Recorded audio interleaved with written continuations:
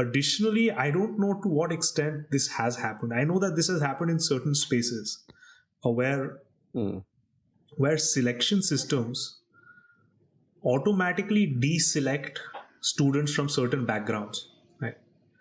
For example, Teach for India has a selection system which is they have a group discussion GD phase in their selection system, which talks about leadership and which is basically the medium of language is English. But if you have a non-English speaking student, which is a lot of students from backgrounds where they don't have somebody who speaks English in their family, they're obviously going to do badly in the group discussion, which means that they are definitely not like that group discussion is not going to favor them, right? And also they're not going to be favored by the selection system. Is that the case with a lot of students trying to find a job from backgrounds where they may not have English speaking people in their family, or they might be of a certain social group which may not be seen as favorable by employers?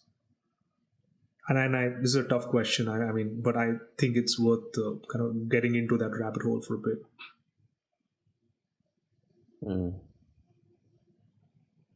I think when it comes to English levels, I would say I would agree to that.